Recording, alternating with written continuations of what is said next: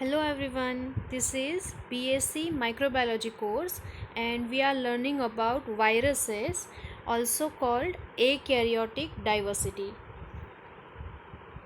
So today we are going to learn about cultivation of viruses. Today's topic is about cultivation of viruses. Now first of all, what do you mean by cultivation? The word cultivation means to grow. એટલે કલ્ટિવેશનનો મતલબ થાય grow કરવું. નાવ for example લઈએ, cultivation of બેક્ટેરિયાનો મતલબ થશે કે બેક્ટેરિયાને grow કરાવવા. એવી જ રીતના કલ્ટિવેશન ઓફ વાયરસીસનો મતલબ થશે કે આ અહીંયા આપણે વાયરસને ગ્રો કરશું. Now basic introduction of virus જોઈ લઈએ, ફટાફટ રિવાઇઝ કરી લઈએ. Viruses are extremely small infectious agent that invade cells of all types. Viruses જે છે એક્સ્ટ્રીમલી સ્મોલ હોય છે અને ઇન્ફેક્શિયસ એજન્ટ હોય એટલે કે ઇન્ફેક્શન કરી શકે. વાયરસીસ આર ઓબ્લિગેટ ઇન્ટ્રાસેલ્યુલર પેરાસાઇટ એટલે કે વાયરસ જે છે પોતાનું સર્વાઈવલ માટે, પોતાને જીવવા માટે કોના ઉપર ડિપેન્ડ હશે? હોસ્ટ સેલના ઉપર ડિપેન્ડ હશે.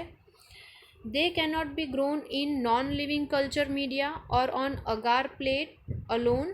They must require living cells to support their replication. એટલે કે વાયરસ જે છે એને આપણે અગાર પ્લેટ ઉપર ગ્રો ના કરી શકીએ. શું કામે? કેમ કે વાયરસને ગ્રો કરવું હશે કે પછી વાયરસને સર્વાઈવ કરવું હશે, જીવવું હશે, તો એના માટે કમ્પલસરી હોસ્ટ સેલ જોશે. હોસ્ટ સેલ એટલે ગમે એ લિવિંગ સેલ જોશે જેની અંદર એ લોકો રેપ્લિકેશન કરશે અને એની લાઈફ સ્પેન જે છે એ કમ્પ્લીટ કરશે.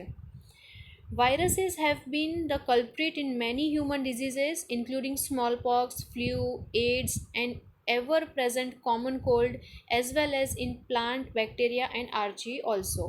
એટલે કે વાયરસ જે છે એ બહુ બધા ડિઝીઝીસના પાછળ રીઝન છે viruses, કેમ કે viruses are causative agent for many diseases such as AIDS, common cold, smallpox, etc. Now, techniques in cultivating and identifying animal viruses. ગમે એ વાયરસ હોઈ શકે, અહીંયા animal virus, plant virus, bacteriophage, any virus you can take it. But એને grow કરવા માટે, એને cultivate કરવા માટે બેસિકલી બે કેટેગરી હોય છે. ફર્સ્ટ જે છે એનું નામ છે in Vivo and second category છે એને કહીએ ઇન વિટ્રો.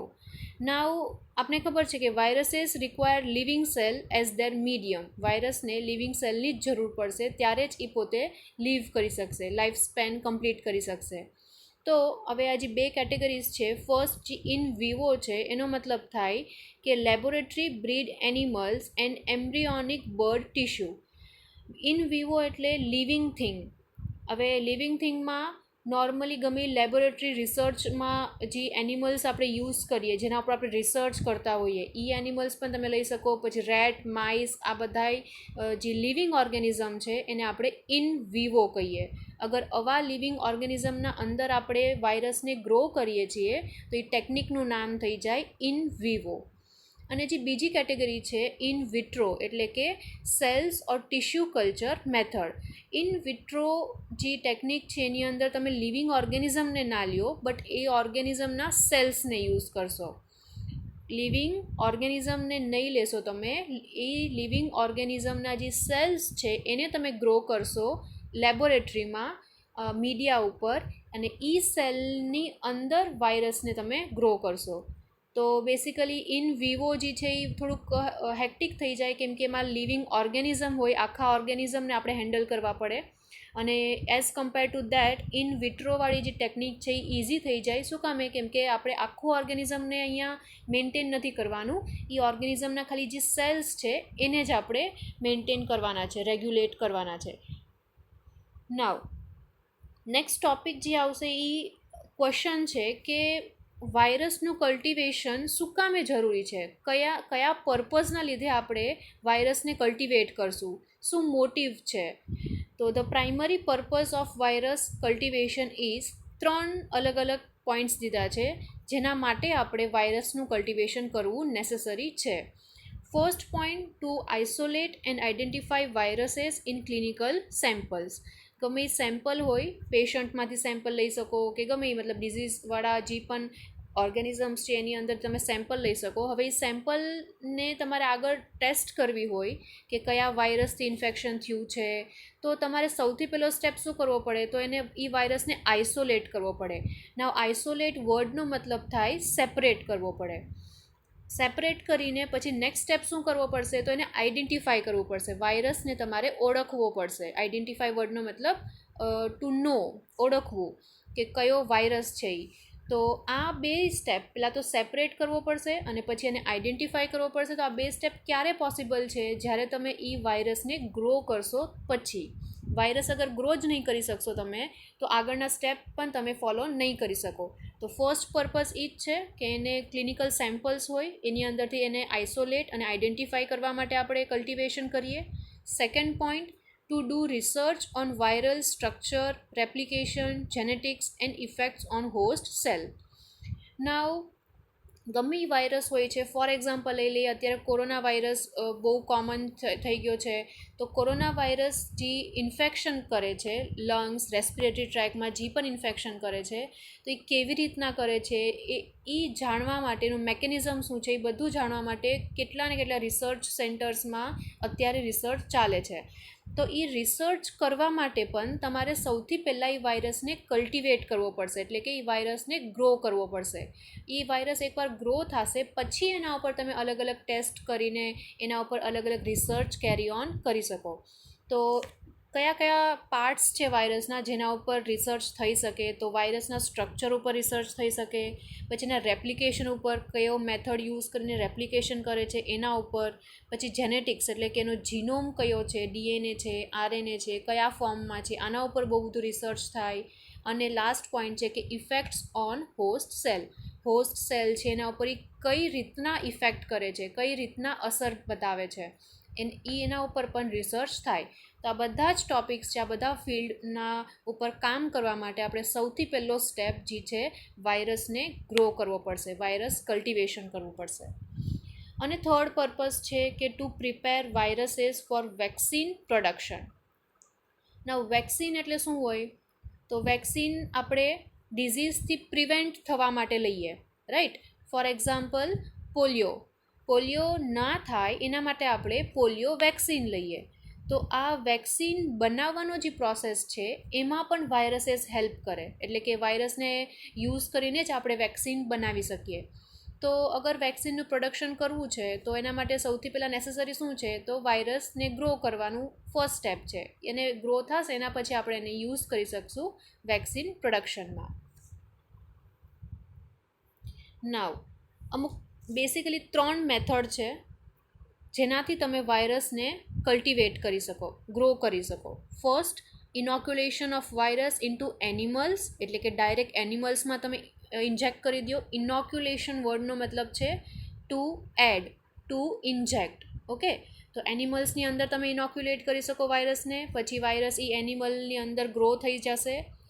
સેકન્ડ મેથડ જે છે એ છે inoculation of virus into embryonated egg હોય ને, એ એગની હેલ્પ લઈને તમે એ એગની અંદર વાયરસને ઇનોક્યુલેટ કરી શકો, એડ કરી શકો, અને પછી જેમ એગ ગ્રો થશે એવી રીતના એની સાથે સાથે આપણા જે વાયરસ ગ્રો કરવા હતા એ પણ એની સાથે ગ્રો થઈ જશે. અને થર્ડ સ્ટેપ છે એ છે ટિશ્યુ કલ્ચર. ટિશ્યુ કલ્ચર બે ટાઈપના હોઈ શકે, એનિમલ ટિશ્યુ કલ્ચર હોય અને પ્લાન્ટ ટિશ્યુ કલ્ચર હોય. નામથી આપણે ખબર પડી જાય કે એનિમલ ટિશ્યુ કલ્ચરની અંદર શું થશે, તો આપણે એનિમલ સેલ્સને ગ્રો કરશું, અને પ્લાન્ટ ટિશ્યુ કલ્ચરની અંદર આપણે પ્લાન્ટના સેલને ગ્રો કરશું. અગર મારે એનિમલ વાયરસને ગ્રો કરવા છે તો હું કયો ટિશ્યુ કલ્ચર યુઝ કરીશ? Yes, animal tissue culture use કરીશ. એની અંદર શું થશે, તો એનિમલ જે છે એના ખાલી હું સેલ્સ જ લઈશ અને એ સેલ્સને લેબોરેટરીમાં હું ગ્રો કરીશ મીડિયા ઉપર, અને પછી એ જે એનિમલના સેલ ગ્રો થયા છે એની અંદર હું વાયરસને કલ્ટિવેટ કરીશ. આવી રીતના 3 સ્ટેપ્સ છે, 3 સ્ટેપ્સ નહીં બટ 3 પાર્ટ્સ છે જેને યુઝ કરીને તમે વાયરસને ગ્રો કરી શકો. ફર્સ્ટ એનિમલ્સની અંદર, સેકન્ડ એગ્સની અંદર, અને થર્ડ ટિશ્યુ કલ્ચરને યુઝ કરીને. ડિટેલમાં જોવાનો છે ત્રણેય પાર્ટ. ફર્સ્ટ જે છે એ એનિમલ ઇનોક્યુલેશન, તો એની અંદર Viruses which are not cultivated in embryonic egg and tissue culture are cultivated in laboratory animals such as mice, guinea pig, hamster, rabbit, etc. એટલે કે એવા વાયરસ જે તમે એગમાં ના ગ્રો કરી શકો કે પછી ટિશ્યુ કલ્ચરમાં ના ગ્રો કરી શકો એવા જે વાયરસ છે એને તમે એનિમલની અંદર ગ્રો કરી શકો. હવે કયા કયા એનિમલ્સ રિસર્ચમાં લેબોરેટરીમાં યુઝ કરે છે તો એ માઇસ છે, પિગ છે, હેમસ્ટર એટલે નાના રેટ્સ હોય છે અને રેબિટ્સ. આ બધા એનિમલ્સ છે જેના ઉપર તમે રિસર્ચ કરી શકો એટલે કે વાયરલ કલ્ટિવેશનવાળું જે પ્રોસેસ છે એ કેરી ઓન કરી શકો. Second, the selected animals should be healthy and free from any communicable diseases. જે પણ તમે એનિમલને સિલેક્ટ કરો છો જેની અંદર તમારે વાયરસને ગ્રો કરવા છે એ એનિમલ સૌથી મેઇન પ્રોપર્ટી એ હોવી જોઈએ કે એ એનિમલ હેલ્ધી હોવો જોઈએ, કોઈ પણ ડિઝીઝીસ એને ના હોવા જોઈએ. Mice R most commonly used, વધારે કરીને માઇસને યુઝ કરે. શું કામે? કેમ કે એની સાઇઝ નાની છે, એને મેન્ટેનન્સ માટે વધારે કંઈ કોસ્ટ ના જોઈએ, ઇઝીલી મેન્ટેનેબલ છે, એટલા માટે માઇસને યુઝ કરે. Mice are susceptible to toga virus and coxsackie virus which are inoculated by intracerebral and intranasal route. Mice જે છે એની અંદર એક પર્ટિક્યુલર નામ લખ્યા છે, વાયરસના નામ છે જે એની અંદર તમે ગ્રો કરી શકો અને એને ઇનોક્યુલેટ જ્યારે એટલે કે ઇનોક્યુલેટ એટલે એડ કરવા હશે એનિમલની અંદર તો કયો રૂટ યુઝ કરશો તો ઇન્ટ્રાસેરેબ્રલ અને ઇન્ટ્રાનેઝલ. ઇન્ટ્રાસેરેબ્રલ રૂટ એટલે ડાયરેક્ટ બ્રેઇનમાં ઇન્જેક્ટ કરવું અને ઇન્ટ્રાનેઝલ રૂટ એટલે નોઝમાં ઇન્જેક્ટ કરવું. After inoculation, virus multiply in host and develops disease. એકવાર આપણે ઇનોક્યુલેશન કરી લીધું, એકવાર એનિમલના અંદર આપણે આપણા જે વાયરસ છે એને ઇન્જેક્ટ કરી દીધા, એના પછી વાયરસ એ એનિમલની અંદર ગ્રો થશે, મલ્ટીપ્લાય થશે, કેમ કે વાયરસને હવે હોસ્ટ સેલ મળી ગયા છે, રાઈટ? તો વાયરસ મલ્ટીપ્લાય થશે ત્યાં અને મલ્ટીપ્લાય થશે વાયરસ તો શું કરશે? ડિઝીઝ કરશે. The animals are observed for symptoms of disease and death. એનિમલ્સની અંદર આપણે ઇનોક્યુલેશન કર્યું છે એ એનિમલ્સને પછી આપણે ઓબ્ઝર્વ કરશું કે કોઈ સિમ્ટમ્સ દેખાય છે કે નહીં. સિમ્ટમ્સનો મતલબ છે લક્ષણ. જે પણ વાયરસ આપણે ઇન્જેક્ટ કર્યું છે એનાથી જે ડિઝીઝ થાય છે એના કાંઈ લક્ષણ તમને દેખાય છે એ એનિમલમાં કે નહીં એ ઓબ્ઝર્વ કરશું આપણે અને અલ્ટિમેટલી એ એનિમલ મરી જાય છે કે નહીં એ પણ ઓબ્ઝર્વ કરશું. અગર એનિમલની અંદર સિમ્ટમ્સ દેખાય છે અને અલ્ટિમેટલી એ એનિમલ મરી ગયું એનો મતલબ શું થશે? એનું કન્ક્લુઝન તમે શું કાઢી શકો કે એ એનિમલની અંદર આપણો જે વાયરસ આપણે ઇન્જેક્ટ કર્યો હતો એ ગ્રો થયો હતો, મલ્ટીપ્લાય કર્યું હતું એને અને મલ્ટીપ્લાય કરીને ડિઝીઝ કર્યું હતું એ એનિમલને, એટલા માટે એનિમલ મરી ગયું. Then the virus is isolated and purified from the tissue of this animal. આ જે એનિમલ્સ છે જેની અંદર હવે ડિઝીઝ થઈ ગયું છે એ એનિમલની અંદરથી હવે આપણે બહુ બધા, કેમ કે એનિમલની અંદર વાયરસ મલ્ટીપ્લાય થયા છે એટલે બહુ બધા નંબરમાં વાયરસ હશે હવે એ એનિમલની અંદર, એટલે એનામાંથી આપણે વાયરસ જે છે એ આઇસોલેટ કરી લેશું એટલે કે સેપરેટ કરી લેશું અને પ્યોર ફોર્મમાં આપણે કન્વર્ટ કરી લેશું.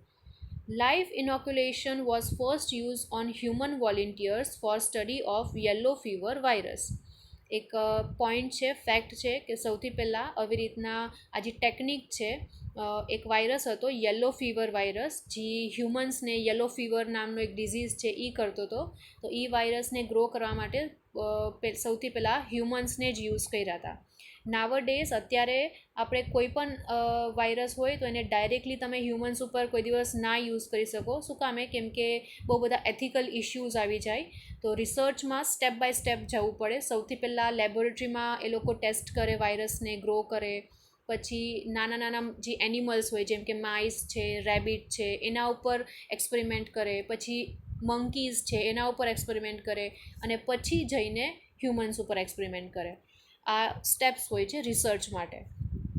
તો અહીંયા જે છે એનિમલની અંદર આપણે વાયરસને ઇનોક્યુલેટ કરશું, ઇન્જેક્ટ કરશું, પછી એ વાયરસ હોસ્ટ મળી ગયો એટલા માટે એ લોકો ત્યાં મલ્ટીપ્લાય થશે, મલ્ટીપ્લાય થઈને ડિઝીઝ કોઝ કરશે, પછી એ એનિમલની અંદરથી આપણે વાયરસને પ્યોર ફોર્મમાં એક્સ્ટ્રેક્ટ કરી લેશું અને એઝ અ વેક્સિન તરીકે યુઝ કરવું હોય કે પછી એને કોઈ રિસર્ચ કરવું હોય તો એનામાં આગળ આપણે એને હવે યુઝ કરી શકીએ.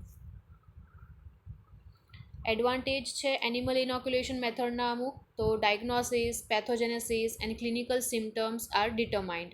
ગમે એ વાયરસને કઈ રીતના આપણે આઈડેન્ટિફાઈ કરવું, એટલે કે એ ડાયગ્નોસિસ કહેવાય. પછી એ વાયરસ કઈ રીતના ઇન્ફેક્શન કરે છે એને પેથોજેનોસિસ કહેવાય. અને એ વાયરસ જ્યારે પણ ડિઝીઝ કરે તો એના લક્ષણ કયા કયા બતાવે છે, એટલે કે એને આપણે ક્લિનિકલ સિમ્ટમ્સ કહીશું. આ ત્રણેય ફિલ્ડ આપણે વાયરસને કલ્ટિવેટ કરીને જાણી શકીએ, ડિટરમાઇન કરી શકીએ. Production of antibodies can be identified. એનિમલની અંદર વિચ ટાઈપ ઓફ એન્ટીબોડી બની છે એ પણ આપણે આઈડેન્ટિફાઈ કરી શકીએ. એન્ટીબોડીઝ એટલે આપણી ઇમ્યુન સિસ્ટમ હોય એ એન્ટીબોડીઝ બનાવે વાયરસ બેક્ટેરિયાની સાથે લડવા માટે, ઇન શોર્ટ આપને બચાવવા માટે એ એન્ટીબોડીઝ બનાવે. તો એ વાયરસના against which type of antibody બની છે એ પણ આપણે જાણી શકીએ. Next, primary isolation of certain virus, એટલે કે વાયરસને આઇસોલેટ કરવા હોય તો પણ આપણે યુઝ કરી શકીએ. Mice produce a reliable model for studying viral multiplication. અગર તમે રિસર્ચ કરો છો વાયરસના રેપ્લિકેશન સાયકલ ઉપર રિસર્ચ કરો છો, તો સૌથી ઇઝી અને કોમન એનિમલ જે છે એ માઇસ તમે યુઝ કરી શકો. મોડલ ઓર્ગેનિઝમ કહીએ. મોડલ ઓર્ગેનિઝમ એટલે શું? તો ઇઝીલી બધું તમે એમાં કામ કરી શકો એમ. Next point, used for study of immune responses, epidemiology and oncogenesis. આ ત્રણ અલગ અલગ ફિલ્ડ છે, જેમ કે ઇમ્યુન રિસ્પોન્સ એટલે આપણે ઇમ્યુન સિસ્ટમના વિશે રિસર્ચ કરવું હોય તો પણ યુઝ કરી શકો. એપિડેમિયોલોજી એટલે કે જે ડિઝીઝ સ્પ્રેડ થાય એના ઉપર રિસર્ચ કરવું હોય તો. અને ઓન્કોજેનેસિસ એટલે કેન્સર કોઝિંગ વાયરસીસ, એવા વાયરસ જે કેન્સર કરી શકે એ વાયરસના ઉપર સ્ટડી કરવી હોય તો પણ તમે એનિમલ ઇનોક્યુલેશનવાળો મેથડ યુઝ કરી શકો. નાવ અમુક ડિસએડવાન્ટેજીસ છે આના. Expensive and difficulties in maintenance of animal. Expensive એટલે વધારે કોસ્ટ લાગે, વધારે ખર્ચો થાય આ મેથડના પાછળ. અને ડિફિકલ્ટી ઇન મેન્ટેનન્સ એટલે કે કેમ કે ઓર્ગેનિઝમ આખા છે, માઇસ, રેટ, પીગ, આ લોકો આખા ઓર્ગેનિઝમ છે, એટલે એને મેન્ટેન કરવામાં પણ થોડીક ડિફિકલ્ટીઝ આવે. Next, difficulty in choosing of animals for particular virus. Now આપણે વાત કરી ઇન્ટ્રોડક્શનમાં જ વાયરસના, કે વાયરસ જે છે એ સ્પેસિફિક હોય છે, એટલે કે એનિમલ વાયરસ એનિમલને જ ઇન્ફેક્ટ કરશે, પ્લાન્ટ વાયરસ પ્લાન્ટને જ ઇન્ફેક્ટ કરશે. તો કયો એનિમલ આપણા રિસર્ચ માટે, આપણા કલ્ટિવેશન માટે ચૂઝ કરવો, એમાં પણ ક્યારેક સિલેક્શન પ્રોસેસમાં પણ ક્યારેક ડિફિકલ્ટી આવે. Some human viruses cannot be grown in animals or can be grown but do not cause disease. હવે અગર આપણે રિસર્ચ કે હ્યુમન વાયરસ ઉપર કરીએ છીએ અને એ વાયરસને ગ્રો કરવા માટે આપણે એનિમલને યુઝ કરીએ છીએ, ફોર એક્ઝામ્પલ લઈ લ્યો માઇસને યુઝ કરીએ છીએ, તો હ્યુમન વાયરસ છે એટલે કે આપણે ઇન્ફેક્ટ કરવાવાળો જે વાયરસ છે એ રેટને કેવી રીતના ઇન્ફેક્ટ કરશે એ પણ એક ક્વેશ્ચન આવે. ક્યારેક એવું પણ થાય કે એનિમલની અંદર હ્યુમન વાયરસ ગ્રો થઈ શકે છે બટ ડિઝીઝ નથી કરી શકતો. શું કામે? કેમ કે એનો જે હોસ્ટ છે એ આખો ડિફરન્ટ થઈ ગયો. હ્યુમન હતો અને અત્યારે તમે એને માઇસમાં ગ્રો કરો છો કે રેટમાં ગ્રો કરો છો, એટલે થોડો બહુ ડિફરન્સ આમાં પણ આવશે. Next, mice do not provide model for vaccine development. અગર તમારે વેક્સિન બનાવવા માટે વાયરસને ગ્રો કરવા છે તો માઇસની અંદર તમે સરખી રીતના ગ્રો ના કરી શકો. અને last, issues related to animal welfare system. Animal welfare system એટલે કે એનિમલ વેલફેરનો ઓર્ગનાઇઝેશન હોય, એની અંદર જે પણ માણસો કામ કરતા હોય એનું એમ એ હોય કે એનિમલ્સની સેફટી પ્રાયોરિટી હોય, કે એનિમલ્સને કોઈ પણ જાતનો હાર્મ ના પહોંચવો જોઈએ. તો અગર તમે રિસર્ચ માટે આવી રીતના એનિમલ્સને યુઝ કરો તો ક્યાંક ને ક્યાંક એનિમલ વેલફેરનો પણ ઇશ્યુ ક્રિએટ થાય. તો આ બધા ડિસએડવાન્ટેજીસ છે એનિમલ ઇનોક્યુલેશનના. બટ ડિસએડવાન્ટેજ કરતાં એડવાન્ટેજ વધારે છે, એટલે નાવડેઝ એનિમલ ઉપર પણ જરૂરી હોય તો એનિમલને યુઝ કરે છે વાયરસના કલ્ટિવેશન માટે. નાવ સેકન્ડ જે સ્ટેપ હતો, સેકન્ડ જે મેથડ હતો જેનાથી આપણે વાયરસને ગ્રો કરી શકીએ એ છે ઇનોક્યુલેશન ઇન્ટુ એમ્બ્રિયોનેટેડ એગ. એટલે કે એગની અંદર હવે આપણે વાયરસને ગ્રો કરવાનો જે મેથડ હતો એને સ્ટડી કરશું. નાવ Pasteur in 1931 first used the embryonated eggs, hens egg, for cultivation of virus. Pasteur જે છે એને 1931 યરમાં સૌથી પહેલાં હેનનો એગ યુઝ કર્યો હતો વાયરસને કલ્ટિવેટ કરવા માટે. The process of cultivation of viruses in embryonic egg depends on the type of egg which is used. આ પ્રોસેસને કરવા માટે કયા ટાઈપનો એગ ચૂઝ કરવો એ પણ મેઇન ઇમ્પોર્ટન્સ છે. Viruses are inoculated into chick embryo of 7 to 12 days old. Yes, જે egg છે એનો ટાઈમ કેટલો થયો છે, એની એજ કેટલી થઈ છે એ પણ નેસેસરી છે. અહીંયા કીધું છે કે most of commonly Chik embryo લઈએ, એટલે કે એગ લઈએ જેની અંદર ચીક ડેવલપ થતું હોય, હજી 7 to 12 ડેઝનું હોય, એની એવા જ એગ આપણે ચૂઝ કરીએ. For inoculation, eggs are first prepared for cultivation. The cell surface is first disinfected with iodine and penetrated with a small sterile drill. હવે એગ યુઝ કરીએ છીએ એટલે એગની અંદર આપણે વાયરસને ઇન્જેક્ટ કરવાનો છે, તો એની પહેલાં એગને અમુક ટ્રીટમેન્ટ કરવી પડે. એ ટ્રીટમેન્ટ કઈ, તો સૌથી પહેલાં તો એનો જે શેલ છે એટલે કે ઉપરનો જે વ્હાઇટ કવરિંગ હોય છે એને ડિસઇન્ફેક્ટ કરવું પડે. ડિસઇન્ફેક્ટ કરવું એટલે ઇથેનોલ કે ગમે કેમિકલ એજન્ટને યુઝ કરીને સરફેસ ક્લીન કરવો. સેકન્ડ શું કરવું પડશે, અહીંયા આયોડીન પણ યુઝ કરી શકો તમે ડિસઇન્ફેક્ટ કરવા માટે. સેકન્ડ કરવાનું કે નાની એવી સ્ટરાઇલ ડ્રીલ હોય છે, ડ્રીલ જે આપણે યુઝ કરીએ ઘરમાં એ ડ્રીલ નહીં, એગ માટે સ્પેશિયલી ડ્રીલ હોય છે નાની એવી, જેને યુઝ કરીને તમે તમારું જે પણ વાયરસ ગ્રો કરવું છે એ વાયરસ એગના અંદર ઇન્જેક્ટ કરી દેશો. આફ્ટર ઇનોક્યુલેશન, એકવાર એ ઇન્જેક્ટ તમે કરી દો એના પછી the opening is sealed with gelatine or paraffin, એટલે કે જ્યાં હોલ થઈ ગયો હશે, તમે ડ્રીલ કરો છો એગની અંદર એટલે નાનો એવો હોલ ક્રિએટ થયો હશે. એકવાર તમે તમારું વાયરસ ઇનોક્યુલેટ કરી દો એગના અંદર, એના પછી જે હોલ છે એને તમારે સીલ કરી દેવાનું. કાં તો તમે જિલેટિન યુઝ કરી શકો, કાં પછી પેરાફિન યુઝ કરી શકો, અને પછી એને ઇન્ક્યુબેશન માટે મૂકી દેવાનું 36 ડિગ્રી સેલ્સિયસ ઉપર 2 to 3 ડેઝ માટે. નેક્સ્ટ, આફ્ટર ઇન્ક્યુબેશન થઈ જાય 2 to 3 ડેઝના પછીની વાત કરીએ છીએ. After incubation, the egg is broken and virus is isolated from tissue of egg. 2 થી 3 દિવસ પછી એગને તમારે તોડી નાખવાનો, અને એ એગ તૂટી જશે એટલે એની અંદર જે પણ ટિશ્યુ બન્યું હશે, નાનું એવું થોડું બહુ ડેવલપમેન્ટ થયું હશે એગની અંદર, એ ટિશ્યુની અંદર હવે તમારા વાયરસીસ જે છે એ ગ્રો થઈ ગયા હશે, અને એમાંથી તમે તમારા વાયરસને આઇસોલેટ કરી શકો, પ્યોર ફોર્મમાં કન્વર્ટ કરી શકો. Viral growth and multiplication in the egg embryo is indicated by death of embryo, by embryo cell damage, or by formation of typical pox or lesions on egg membrane. હવે virus grow થયો છે કે નથી થયો, એગની અંદર આપણે જે virus inject કર્યો હતો એ ગ્રો થયા છે કે નથી થયા, મલ્ટીપ્લાય કર્યું છે એની કે નથી કર્યું, એ કેવી રીતના ખબર પડશે? તો કાં તો એ એમ્બ્રિયો જે બનતો હતો એગની અંદર, જે પણ એમ્બ્રિયો ચીક બનતો હતો, ડેવલપ થતો હતો, એ મરી જશે. શું કામે? કેમ કે એની અંદર વાયરસે ઇન્ફેક્શન કરી દીધું હશે એટલા માટે. બીજી વસ્તુ શું થઈ શકે, તો એમ્બ્રિયોના જે સેલ્સ છે એને ડેમેજ પહોંચાડી શકે. અગર એમ્બ્રિયોના સેલ જે છે એ ડેમેજડ છે, એનો મતલબ પણ એ જ તમે કન્ક્લુડ કરી શકો કે વાયરસ આપણા ગ્રો થયા છે અને ગ્રો થઈને ઇન્ફેક્શન કર્યું હશે, અને એટલા માટે એમ્બ્રિયોના સેલને ડેમેજ પહોંચ્યો છે. કે પછી તમે થર્ડ પાર્ટ છે એ છે કે formation of typical pox or lesions on egg membrane. એગની જે મેમ્બ્રેન હોય છે એની અંદર તમે હોલ્સ ટાઈપ જોઈ શકો. પોક્સ કે પછી લેઝન્સનો મતલબ છે હોલ્સ ટાઈપ, ક્લિયર એરિયા જેવું હોય છે, વ્હાઇટ કલરનું હોઈ શકે.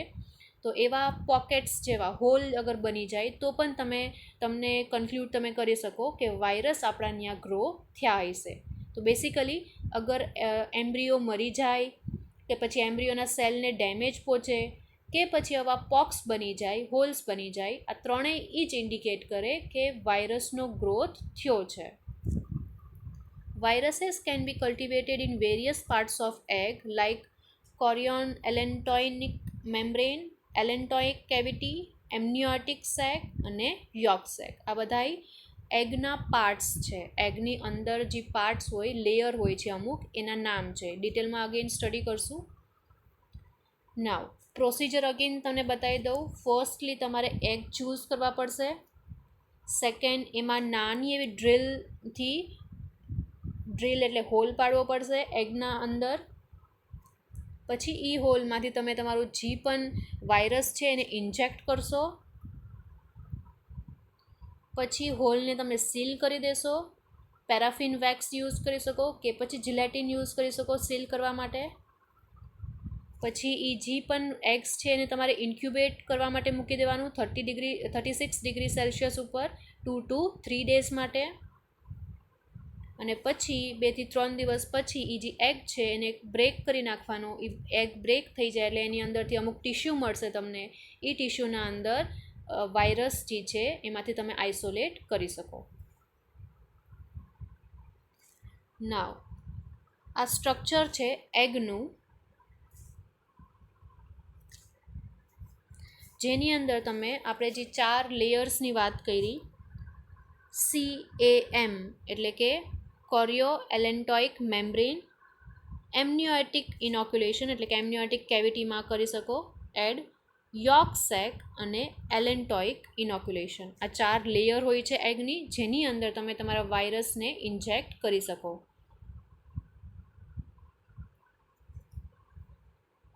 First CAM inoculation is mainly for growing pox virus. અગર તમારે પોક્સ વાયરસને ગ્રો કરવા છે તો તમે કઈ લેયરમાં ઇન્જેક્ટ કરશો? CAM વાળી લેયરમાં ઇન્જેક્ટ કરશો. After incubation visible lesions called pox are observed, which is grayish white area in transparent CAM. CAM એટલે કે કોરિયો એલેન્ટોઇક મેમ્બ્રેન જે હોય એ નોર્મલી ટ્રાન્સપરન્ટ હોય, એટલે આરપાર મતલબ તમે લિક્વિડ જેવી જ હોય, વોટર જેવી હોય છે. બટ અગર એ લેયરની અંદર તમે તમારા પોક્સ વાયરસને ઇન્જેક્ટ કરો છો અને અગર એ પોક્સ વાયરસ જે છે એ ગ્રો થયા છે, મલ્ટીપ્લાય કર્યું છે એની, તો તમને ત્યાં પોકેટ્સ દેખાશે, એટલે હોલ જેવું દેખાશે, જે ગ્રેઇશ વ્હાઇટ કલરનો એપિયર કરશે. Herpes simplex virus is also grown. POX વાયરસની જેમ જ હર્પીસ વાયરસને પણ તમે ગ્રો કરી શકો CAMમાં. Single virus give single pox. જે પોક્સની વાત કરી, હોલ જેવું થઈ જાય, એક વાયરસ એક હોલ જેવું બનાવે. This method is suitable for plaque studies. પ્લાકની સ્ટડીઝ માટે પણ તમે આ મેથડ યુઝ કરી શકો. પ્લાક એટલે જેમ આપણે મીડિયાની અંદર મીડિયા ઉપર અગર આપણે બેક્ટેરિયાને ગ્રો કરીએ તો કોલોનીઝ મળે, એવી જ રીતના અગર આપણે વાયરસને ગ્રો કરીએ તો પ્લાક્સ મળે. ઓકે, તો એ પ્લાક સ્ટડી કરવા માટે પણ તમે આ મેથડ યુઝ કરી શકો. ડાયગ્રામ છે CAM ક્યાં હોય અને ક્યાં કેવી રીતના તમે એ લેયરમાં ઇન્જેક્ટ કરી શકો એનો. Next, allantoic cavity. Inoculation is mainly done for production of vaccine of influenza virus, yellow fever, rabies. આ બધા ઇન્ફેક્શન્સ છે, ડિઝીઝીસ છે. ઇન્ફ્લુએન્ઝા વાયરસથી ડિઝીઝ થઈ શકે, યલો ફીવર, રેબીઝ, આ બધા ડિઝીઝ માટે જે વેક્સિન પ્રોડક્શન કરવાનો જે પ્રોસેસ છે એની અંદર જે વાયરસને આપણે ગ્રો કરવા પડે, એના માટે વાયરસને ગ્રો કરવા પડે, એ વાયરસ તમે એલેન્ટોઇક કેવિટીમાં ઇન્જેક્ટ કરીને ગ્રો કરી શકો ઇઝીલી. અગેન ડાયગ્રામ દીધો છે જેની અંદર તમે જોઈ શકો ઇન્જેક્શન જે છે એ કઈ લેયર ઉપર જાય છે. Amniotic sac inoculation is mainly done for primary isolation of influenza virus and mumps virus. બે વાયરસના નામ દીધા છે, ઇન્ફ્લુએન્ઝા અને મમ્સ. આ વાયરસને અગર તમારે ગ્રો કરવા છે, કલ્ટિવેટ કરવા છે, તો તમે એમનિયોટિક સેકવાળો જે લેયર છે એગનો, એમાં એને ઇનોક્યુલેટ કરશો. Growth and replication of virus in egg embryo can be detected by hemagglutination assay. Hemagglutination assay એટલે એક ટેસ્ટ છે, જે ટેસ્ટ કરીને તમને ખબર પડે કે વાયરસ ગ્રો થયા છે કે નહીં. યોક સેક યલો કલરનું પાર્ટ હોય એગની અંદર, એને યોક કહીએ આપણે, અને એ યોક સેકની અંદર પણ તમે વાયરસને ગ્રો કરી શકો. It is also simplest method for growth and multiplication of virus. Simple method છે.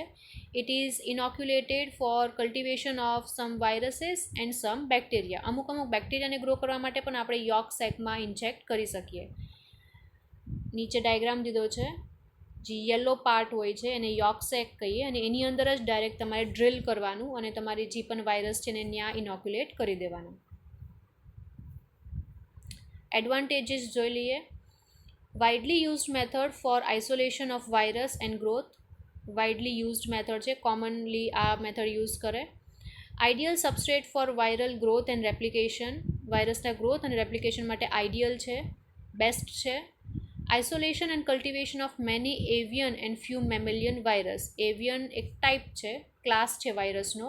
એવિયન વાયરસને કરવા હોય કે પછી મેમલ્સને ઇન્ફેક્ટ કરે એવા વાયરસને ગ્રો કરવા હોય તો પણ તમે આ એગવાળો મેથડ યુઝ કરી શકો. કોસ્ટ ઇફેક્ટિવ એટલે કોસ્ટમાં પણ ઓકે છે. And maintenance is much easier, કેમ કે અહીંયા આખા ઓર્ગેનિઝમને આપણે નથી મેન્ટેન કરવાનું, ખાલી એગને જ મેન્ટેન કરવાનું છે, રાઈટ. તો મેન્ટેનન્સમાં પણ ઇઝી રહેશે. Less labour is needed, labour cost પણ ઓછો લાગે. The embryonated egg are readily available. Eggs જે છે એ તમને આરામથી મળી શકે, એમાં કોઈ એનિમલ વેલફેરના જે ઇશ્યુઝ હતા એનિમલ ઇનોક્યુલેશનવાળા પાર્ટમાં, એવો અહીંયા કોઈ પણ ઇશ્યુ ના થાય. શું કામે? કેમ કે એગ જ આપણે જોઈએ છે, રાઈટ. તો એ ઇઝીલી અવેલેબલ પણ હોય છે. They are free from contaminating bacteria and many viruses. Egg છે એટલે એગની અંદર કોઈ પણ ટાઈપના બેક્ટેરિયાનું કન્ટેમિનેશન ના હોય, તો એ પણ એક એડવાન્ટેજ છે આપણા માટે. Widely used method to grow virus for some vaccine production. વેક્સિનનું પ્રોડક્શન માટે તમારે અગર વાયરસને ગ્રો કરવા છે વેક્સિનના પ્રોડક્શન માટે, તો આ very very very best method છે. ડિસએડવાન્ટેજ છે તો the site of inoculation for varies with different viruses. અલગ અલગ વાયરસ માટે અલગ અલગ લેયરમાં તમારે ઇન્જેક્ટ કરવું પડે. જેમ હમણાં આપણે જોયું, પોક્સ વાયરસ માટે CAMમાં ઇન્જેક્ટ કરવું પડે, પછી અમુક બીજા વાયરસીસ હોય તો એને યોર્કસેકમાં જ ઇન્જેક્ટ કરવું પડે. તો આ એક ડિસએડવાન્ટેજમાં તમે કાઉન્ટ કરી શકો કે અલગ અલગ વાયરસને ગ્રો કરવા માટે અલગ અલગ લેયર્સ ચૂઝ કરવી પડે. થર્ડ જે મેથડ છે એ છે ટિશ્યુ કલ્ચર. અગેન જેમ મેં કીધું એમ ટિશ્યુ કલ્ચરમાં બે ટિશ્યુ ટાઈપ હોઈ શકે, એનિમલ ટિશ્યુ કલ્ચર અને પ્લાન્ટ ટિશ્યુ કલ્ચર. તો cultivation of tissue or organ for growth of viruses. આપણે ટિશ્યુને બનાવશું, એટલે કે ટિશ્યુ શેનાથી બનેલા હોય? સેલ્સથી બનેલા હોય. અગર હું એનિમલ ટિશ્યુ કલ્ચર બનાવું છું, એનિમલ ટિશ્યુ કલ્ચરવાળો મેથડ યુઝ કરું છું, તો એની અંદર હું એનિમલ્સના સેલ્સ લઈશ, સેલ્સને હું ગ્રો કરીશ અને પછી ગ્રો થયેલા જે સેલ છે એની અંદર હું વાયરસને એડ કરી દઈશ. એટલે વાયરસ જે છે એને હોસ્ટ મળી જશે અને અલ્ટિમેટલી વાયરસ ગ્રો થઈને રેપ્લિકેટ કરશે, મલ્ટીપ્લાય કરશે અને પછી એમાંથી આપણે એને આઇસોલેટ કરી શકીએ. 3 types of tissue culture: organ culture, explant culture અને સેલ કલ્ચર. ઓર્ગન કલ્ચરની અંદર આખો ઓર્ગન તમે બનાવો.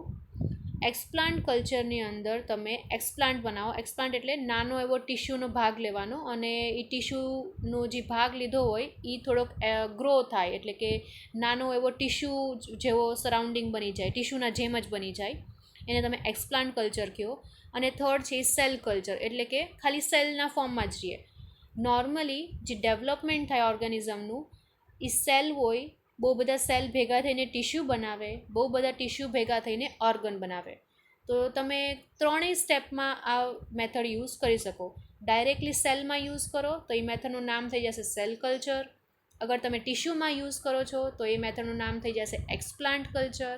અને અગર તમે ઓર્ગન બનાવીને પછી યુઝ કરો છો તો એનું નામ થઈ જશે ઓર્ગન કલ્ચર.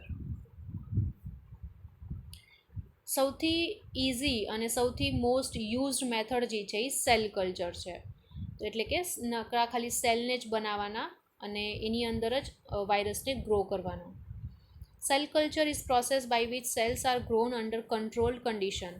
જે સેલને આપણે ગ્રો કરીએ એ પણ જે પણ કન્ડિશન એને આપણે પ્રોવાઈડ કરીએ એ બધી કન્ડિશન કંટ્રોલ્ડ મેનરમાં હોય, એટલે કે એ કન્ડિશન આપણે કંટ્રોલ કરી શકીએ લેબોરેટરીમાં.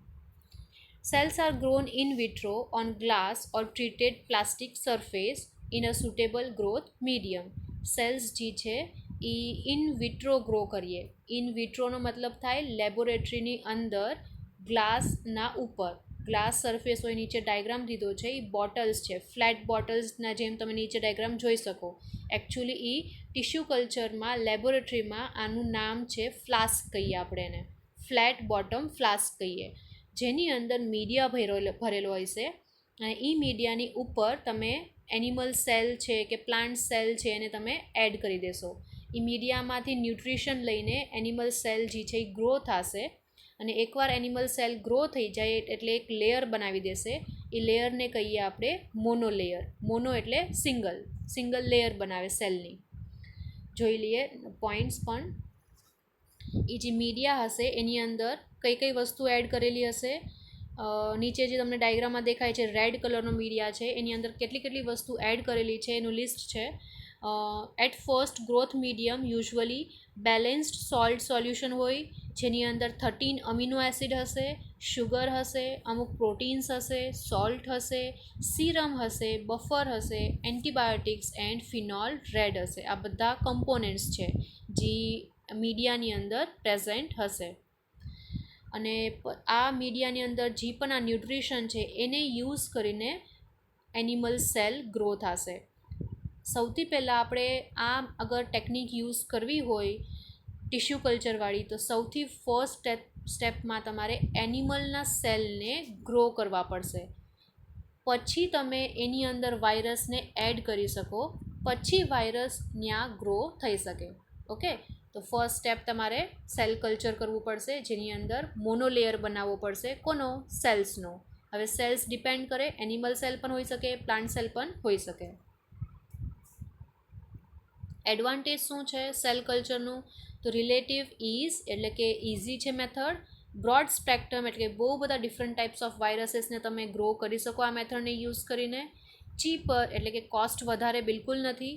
એન્ડ સેન્સિટિવ એટલે કે એકદમ નાના એવા અમાઉન્ટમાં વાયરસ પ્રેઝન્ટ હશે તો પણ આ જે મેથડ છે એ યુઝ કરશો તમે, તો વાયરસ નાના એવા અમાઉન્ટમાં હશે તો પણ તમે આરામથી એને ગ્રો કરી શકો. ઓકે, સો અહીંયા તો આપણે કમ્પ્લીટ કરીએ છીએ આપણો કલ્ટિવેશન ઓફ વાયરસવાળો ટૉપિક, જેની અંદર 3 મેથડ જોયા આપણે. ફર્સ્ટ, એનિમલની અંદર કેવી રીતના આપણે ઇન્જેક્ટ કરી શકીએ. સેકન્ડ, એગની અંદર કેવી રીતના ઇન્જેક્ટ કરી શકીએ. એગની અંદર અગેન અમુક લેયર્સ હોય છે, બેસિકલી 4 લેયર્સ હોય છે. અલગ અલગ વાયરસ જે છે એ અલગ અલગ લેયરમાં ઇન્જેક્ટ કરવા પડે. એન્ડ થર્ડ સ્ટેપ છે જે છે ટિશ્યુ કલ્ચરનો, જેમાં ફર્સ્ટ આપણે ટિશ્યુને બનાવવો પડશે, કાં પછી સેલ્સને ગ્રો કરવા પડશે. સેલ ગ્રો થાય એના પછી એમાં તમે વાયરસ એડ કરી દેશો એટલે વાયરસને હોસ્ટ મળી જશે, એટલે હવે વાયરસ જે છે એ મલ્ટીપ્લાય થવા માંડશે અને ગ્રો થઈ જશે. આવી રીતના કલ્ટિવેશન થાય વાયરસીસનું. So thank you for watching.